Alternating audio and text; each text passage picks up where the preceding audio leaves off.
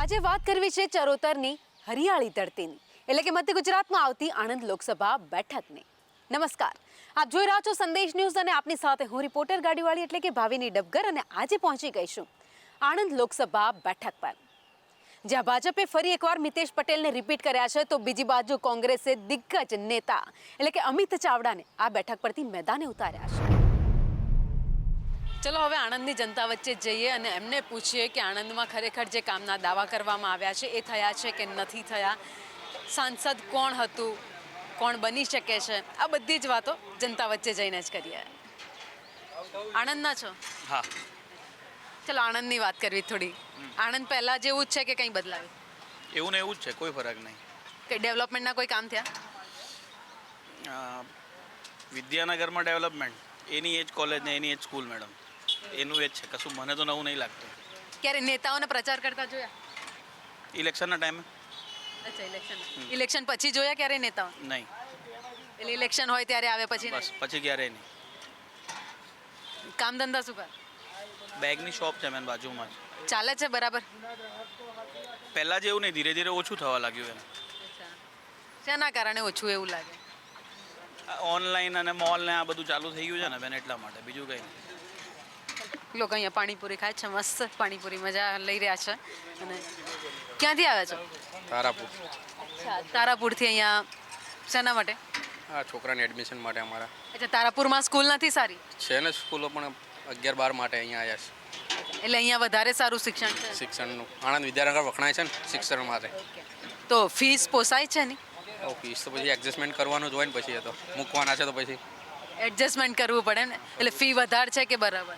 ના વધારે કહેવાય થોડીક, પણ તો એડજસ્ટમેન્ટ તો કરવું જ પડે ને. તો ચલો, ફીઝમાં તો તમે એડજસ્ટમેન્ટ કરી લીધું, બેન ઘર ચલાવવામાં એડજસ્ટમેન્ટ કરવું પડે? ખાઈ લો પાણીપુરી ખાઈ લો પહેલાં, પછી બોલો. પાણીપુરી કેવી છે? ટેસ્ટી છે? બહુ ટેસ્ટી છે. આખા આણંદની સૌથી સારામાં સારી પાણીપુરી અહીંયા છે. ભાઈ મને પણ એક ટેસ્ટ કરાવો તો. બહુ જ સારી છે. કે ચાલો આપણે વાત કરી રહ્યા હતા કે ફીઝ બાળકોને મૂકવા માટે આવ્યા છો, તો ફીઝની તો ભાઈએ વાત કરી, પણ ઘર ચલાવવા માટે પણ એડજસ્ટમેન્ટ કરવું? હા, ઘર ચલાવવા માટે પણ કરવું પડે. અહીંયા આવે એટલે મેન્ટેનન્સ વધી જતું હોય છે. બરાબર છે, બચ્ચાઓની ડિમાન્ડ વધી જાય, બહારનું ખાવાની આ તે બધું તે, એટલે એમાં બી એડજસ્ટમેન્ટ કરવું પડે. સચ્ચેમાં પાણીપુરી જોરદાર છે. પાણીપુરી પહેલાં કરતાં ભાવ વધ્યા છે એવું છે? ના, સૌથી ઓછો ભાવ એ છે એમનો. તારાપુર કરતાં બી ઓછો ભાવ છે. ભાઈ પાણીપુરીના તમારા વખાણ તો થયા છે, પણ શું તમારો ધંધો કેવો ચાલે અહીંયા પાણીપુરી? સારો ચાલે છે. મોંઘવારી લાગે ધંધામાં તમારા? મોંઘવારી તો લાગવાની જ ને, બટ તમે મહેનત કરશો, વધારે ઇન્કમ જનરેટ કરશો તો મોંઘવારી તમને ઓછી લાગશે. એમ શું લાગે, ઇલેક્શનનો માહોલ દેખાય છે આણંદમાં? દેખાય છે ને, દેખાય છે.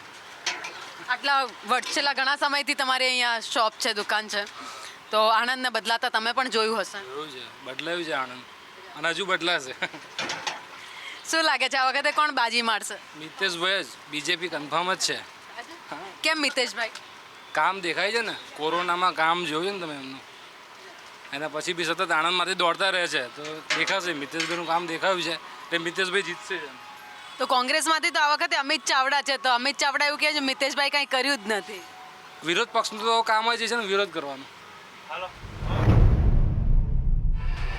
આણંદ લોકસભા બેઠક પર ફરી રહ્યા છે, અલગ અલગ લોકો સાથે વાતચીત કરી રહ્યા છે. વધુ એક ચાની કિટલી પર હવે પહોંચ્યા છે.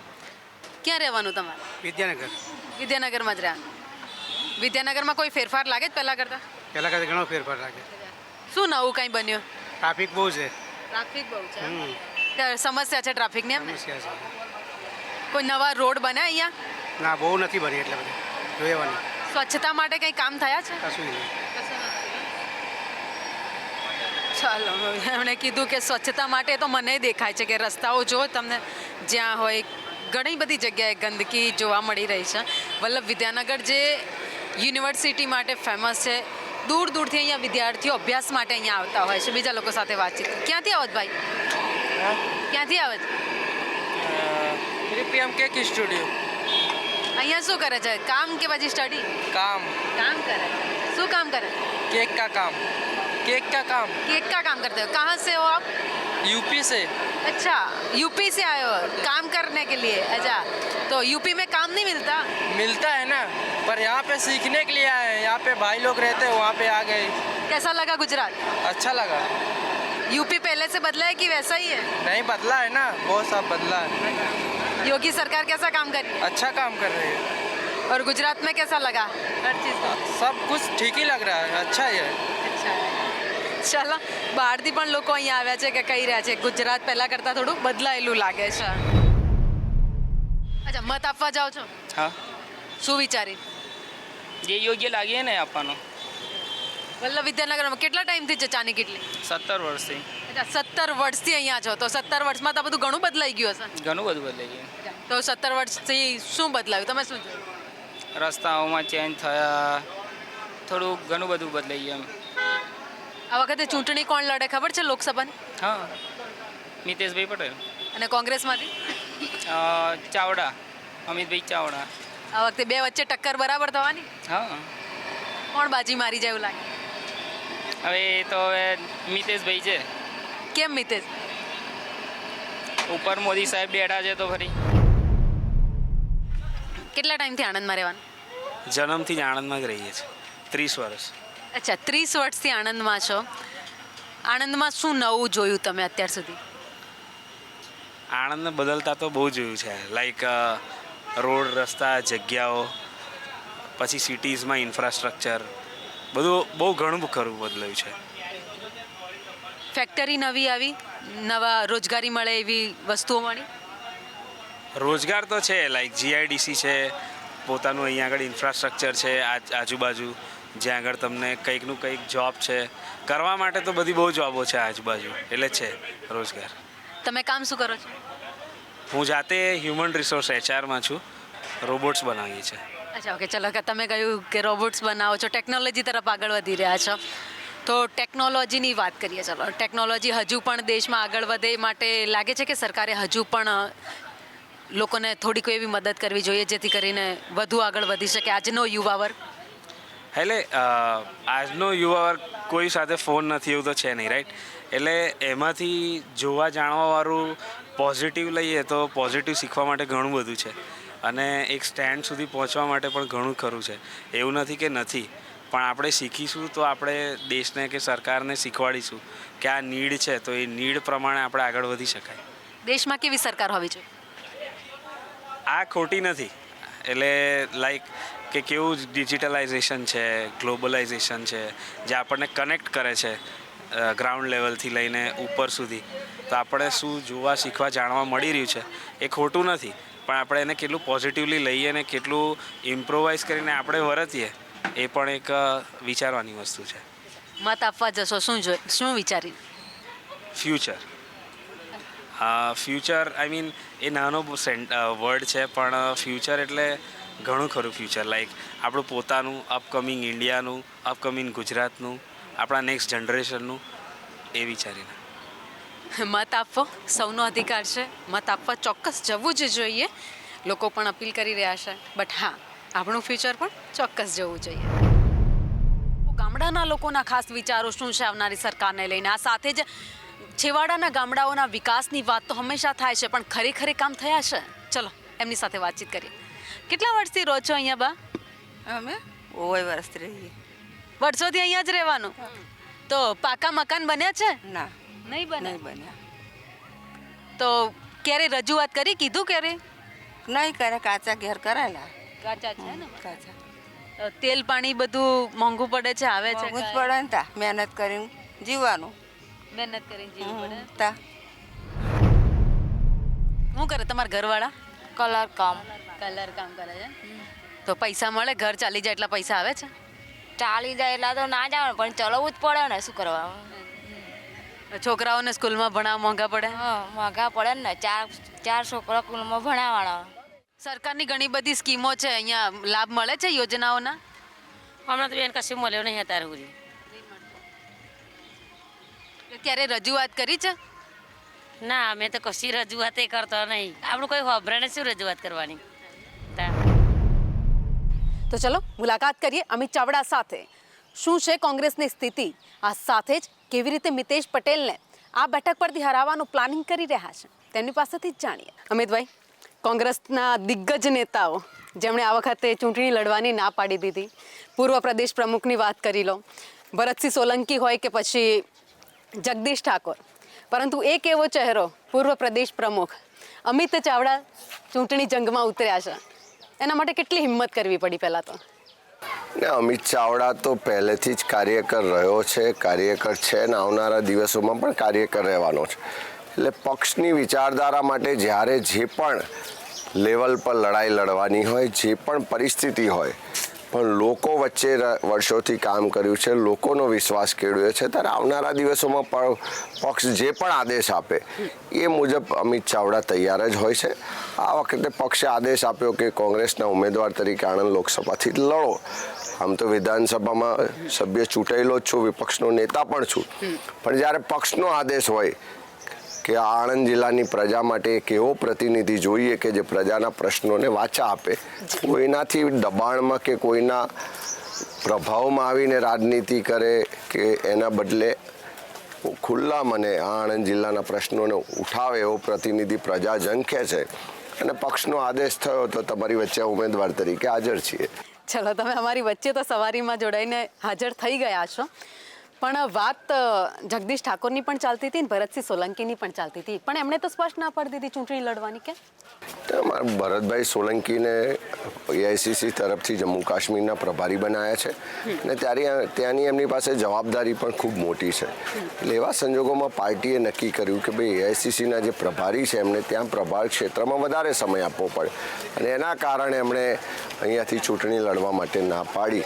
બાકી સંમતિથી અમે બધા પણ એમના ચૂંટણી લડવામાં જ હતા, પણ જે સંજોગો થયા, પાર્ટીનો જે આદેશ થયો એ મુજબ પરિસ્થિતિનું નિર્માણ થયું અને બધાએ જ ભેગા થઈ અને ઉમેદવાર તરીકે જ્યારે મને લડવા માટે કીધું અને પક્ષે એના પર મોહર મારી, એટલે હું પહેલો તો પક્ષનો પણ આભારી છું અને મારા કાર્યકર્તાઓનો પણ આભારી છું. આ સાથે જ વાત કરી આણંદ લોકસભા બેઠકની, તો કહેવાય છે કે ક્ષત્રિય વર્સિસ પાટીદારનો જંગ આ બેઠક ઉપર જોવા મળે છે. આ વખતે ફરી એકવાર ક્ષત્રિય વર્સિસ પાટીદારનો જંગ જોવા મળશે. આ જંગ કોઈ ક્ષત્રિય વર્સિસ પાટીદારનો નથી, કોંગ્રેસ વર્સિસ ભાજપનો છે અને એક સામાજિક ન્યાયની લડાઈ છે. જ્યારે કોઈ સમાજને અન્યાય થતો હોય, જ્યારે કોઈ સમાજને વધારે પડતું મહત્ત્વ આપતું હોય અને લોકશાહીમાં જેની બહુમતી હોય, જેના મતદારો વધારે હોય, તો ચોક્કસ કોઈ પણ પક્ષ હોય એને પ્રાધાન્ય આપવું જોઈએ. આણંદ જિલ્લામાં જે સંજોગો ઊભા થયા કે એક જ તરફી બધી સત્તા, બધા જ પદો અને એક ધાર્યું શાસન થયું, એના કારણે લોકોમાં નારાજગી છે. ને આ લડાઈ તમે એમ કહો કે કોઈ જાતિવાદ કે ક્ષત્રિય વર્સિસ પટેલ છે, પણ હું માનું છું કે આણંદ જિલ્લાની લડાઈ એક સામાજિક ન્યાયની લડાઈ છે. તો વિચારધારાની લડાઈની તમે વાત કરી રહ્યા છો આ બેઠક ઉપર, આણંદ લોકસભા બેઠક પર. તો એક સમય કોંગ્રેસનો ગઢ હતી આણંદ લોકસભા બેઠક પર, એવું તો શું થયું કે આખી બાજી પલટાઈ ગઈ અમિતભાઈ, અને કોંગ્રેસનો ગઢ હતો એ ભાજપના હાથમાં આવી ગયો. રાજકારણમાં બાજીઓ તો પલટાતી જ રહેતી હોય છે, ક્યારેક આ બાજુ પલટાય, ક્યારેક આ બાજુ પલટાય. તમે જોયું હશે તો 2017ની ચૂંટણીમાં પણ અહીંયા 7માંથી 5 બેઠકો કોંગ્રેસ જીત્યું હતું અને 17 સુધી તમે જુઓ તો તમામ તાલુકા પંચાયત, જિલ્લા પંચાયતો પણ કોંગ્રેસની હતી, સાથે સાથે સહકારી સંસ્થાઓ પણ કોંગ્રેસ પાસે હતી. આમ જોવા જઈએ તો કોંગ્રેસનો ગઢ જ રહ્યો, પણ છેલ્લી એક ચૂંટણી 2022માં અમે પીછેહટ કરી, 19માં અમે પાર્લામેન્ટ ફરી ના જીતી શક્યા. એટલે સમય બદલાતો હોય છે, પણ ફરી પાછું ચક્કર 2024થી બદલાશે અને તમે જોશો તો 24માં પણ કોંગ્રેસ જીતશે, 27માં પણ જીતશે ને પહેલાં લોકલ બોડીઝ આવશે એમાં પણ કોંગ્રેસ જીતશે. તમે લોકલ બોડીની વાત કરી રહ્યા છો, 2024 જીતવાની વાત કરી રહ્યા છો. 12 તારીખથી તો ફોર્મ ભરવાની શરૂઆત થશે.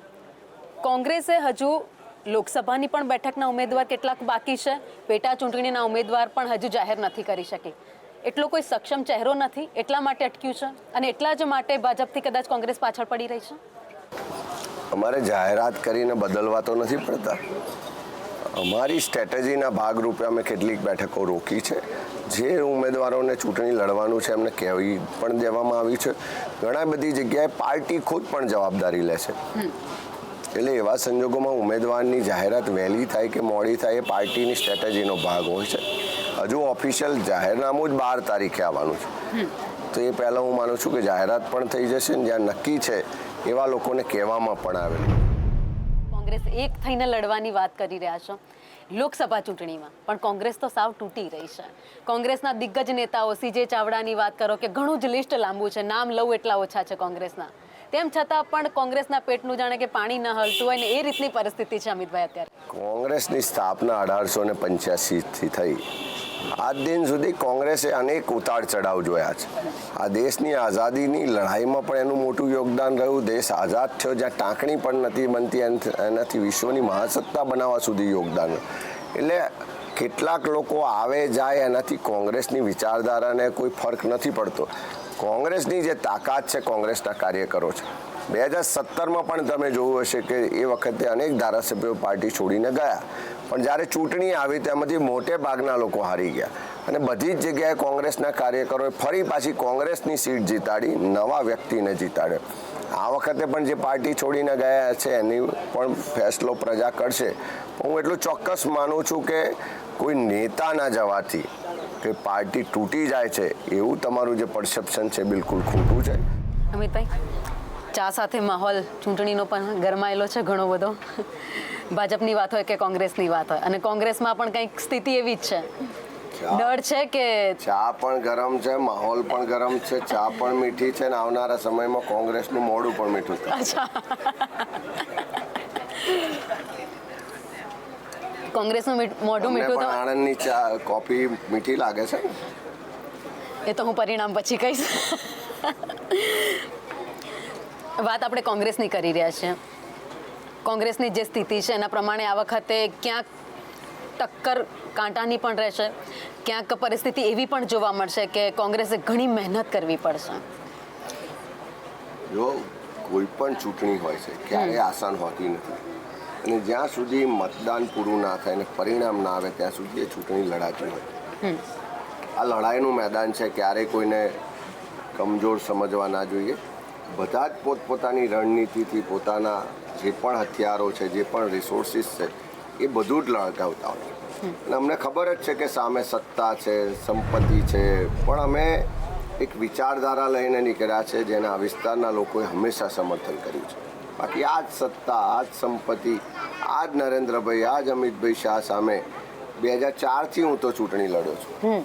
5 વિધાનસભાની ચૂંટણી લડ્યો. પહેલી પેટા ચૂંટણીમાં તો અમિતભાઈ શાહ જ ઇન્ચાર્જ હતા. ત્યારથી લઈને આજ દિન સુધી અમે લડ્યા છે. લોકોએ આશીર્વાદ પણ આપ્યા છે, અને ચોક્કસ આ વખતે વિશ્વાસ છે કે આણંદ એકલું નહીં, આખા ગુજરાતમાં લોકો પરિવર્તન માટે મતદાન કરવા જઈ રહ્યા છે. અને આણંદનું તો પરિણામ નક્કી જ છે, તિરંગો ઝંડો લહેરાવાનો છે. ગુજરાતમાં પણ અનેક જગ્યાએ લહેરાશે. તો પછી કોંગ્રેસ સત્તામાં આવવા માટે કેમ પાછી પડી રહી છે? આટલી બધી મહેનત જો એક સાથે નેતાઓ કરી રહ્યા હોય તો. તમે જોયો છે કે 2004માં પણ જ્યારે દેશમાં વાજપેયીજીની સરકાર હતી, ફીલ ગુડ ઇન્ડિયા સાઇનિંગનો નારો હતો, અને ત્યારે પણ લોકો એમ કહેતા હતા કે વાજપેયીજી જીવશે ત્યાં સુધી સત્તા પરિવર્તન નથી થવાનું. પણ દેશની જનતાએ નક્કી કર્યું કે આ સરકાર અમારા માટે કામ નથી કરતી, આ સરકાર મુઠ્ઠી પર ઉદ્યોગપતિઓ માટે કામ કરે છે. અને એના કારણે 2004માં પણ તમે જોયું હશે તો સત્તા પરિવર્તન થઈ ચૂક્યું. આ વખતે ફરીવાર લોકોને લાગી રહ્યું છે કે આ સરકાર અમારી નથી, આ સરકાર મુઠ્ઠીભર લોકો ચલાવે છે, મુઠ્ઠીભર લોકો માટે ચાલે છે. અને એ જ જે 2004 જેવો જે એન્ટી ઇન્કમ્બન્સી હતી, લોકોના દિલનો ભાવ હતો, આજે હું લોકો વચ્ચે જઈ રહ્યો છું તો 2024માં જોવા મળે છે. એટલે તમે લખી રાખજો કે 2004નું પરિણામ છે 24માં આવવાનું છે. 2004નું પરિણામ છે 24માં આવશે, અમિતભાઈ કહી રહ્યા છે. ખેર અમિતભાઈ, એ તો પરિણામ વખતે જ ખબર પડશે કે શું સ્થિતિ થાય છે. વિધાનસભા જેવી સ્થિતિ લોકસભામાં થાય છે કે નથી થતી. આણંદ જીતીએ એટલે દિલ્હીમાં સરકાર પણ બને છે ને આ વખતે આણંદ જીતવાના છે ને દિલ્હીમાં સરકાર પણ. તો અમિતભાઈ કેવી રીતે મત માંગશે લોકો પાસે? અમે ભૂતકાળમાં જિલ્લામાં જે કોંગ્રેસનું યોગદાન છે, જે કામ થયા છે, જે લોકોના હક અધિકાર માટે અમે લડ્યા છે, એ તમામ મુદ્દાઓને લઈને અમે લોકો વચ્ચે જઈ રહ્યા છે. લોકોને પાછળના કોંગ્રેસના કામ પણ યાદ કરાવી રહ્યા છે. એમના જે પેન્ડિંગ પ્રશ્નો છે, એ ફરિયાદો છે, એને રજૂઆત કરીશું, લડીશું, એ વિશ્વાસ પણ અપાઈ રહ્યા છે. હું ચોક્કસ માનું છું કે આણંદની જનતાએ વર્ષો સુધી કોંગ્રેસની સાથે વિશ્વાસ મૂકીને કામ કર્યું છે અને આ વખતે ફરી પાછો કોંગ્રેસ પર વિશ્વાસ મૂકશે એટલા માટે કે જે પણ કર્યું છે કોંગ્રેસે કર્યું છે અને જે પણ કરશે એ પણ કોંગ્રેસ જ કરશે એવો હવે પ્રજાને એક વિશ્વાસ બેઠો છે, કારણ કે 10 વર્ષમાં પ્રજા છેતરાઈ છે. ચલો બગીમાં સવારી કરીએ, તમારા વિસ્તારમાં જઈએ.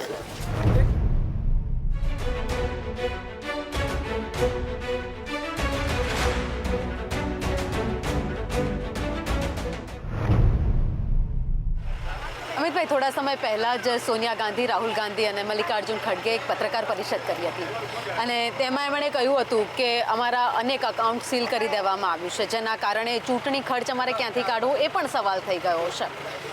હવે આ પરિસ્થિતિમાં તમે કેવી રીતે મેનેજ કરશો ચૂંટણી ખર્ચથી લઈને બધું જ? અમે તો લોકો પાસે જઈ રહ્યા છે. લોકોને ખબર છે કે કોંગ્રેસના આગેવાનો, કોંગ્રેસ પાર્ટી કેવી રીતે કામ કરે છે. જ્યાં સુધી આણંદને સવાલ છે તો અમારી આ 4થી પેઢી જાહેર જીવનમાં છે. આ કપડા પર 4 પેઢીમાં એક પણ ભ્રષ્ટાચારનો દાગ પડવા દીધો નથી. એટલે લોકોને ખૂબ સારી રીતે જાણે છે કે આ પરિવાર કે આ પક્ષના લોકો ક્યારેય કોઈ ખોટા ભ્રષ્ટાચાર કરે નહીં. એટલે ખર્ચની બાબતમાં જ પણ જ્યારે આવે ત્યારે જે બીજા લોકો પાસે અપેક્ષા હોય એના કરતાં અમારી પાસે લોકોની અપેક્ષા જુદી હોય છે. એમની અપેક્ષા હોય છે કે અમારા કામ થાય અને એ કામો થયા છે. એટલા જ માટે અમે ગામ જઈએ તો લોકો પણ પોતાની રીતે ખર્ચ કરતા હોય છે, અડધી જવાબદારીઓ ઉઠાવતા હોય છે. આજના એપિસોડમાં આણંદ લોકસભા બેઠક પરથી કોંગ્રેસના ઉમેદવાર અમિત ચાવડા સાથે વાતચીત કરી. તેમણે કહ્યું કે જે બેઠક ભાજપ જીતતી આવી છે તે આ વખતે કોંગ્રેસ જીતવાની છે. એટલું જ નહીં, તેમણે તો એ પણ કહ્યું કે ભગવાન શ્રી રામના આશીર્વાદ આ વખતે મને મળવાના છે. ખેર એ તો પરિણામ વખતે જ ખબર પડશે. તો આજના એપિસોડમાં અત્યારે બસ આટલું જ. વધુ એક એપિસોડમાં હું રિપોર્ટર ગાડીવાળી એટલે કે ભાવિની ડબગર વધુ એક ઉમેદવાર સાથે આપની મુલાકાત ચોક્કસ કરાવશે. કેમેરામેન સંદીપ રાઠોડ સાથે હું ભાવિની ડબગર, સંદેશ ન્યૂઝ.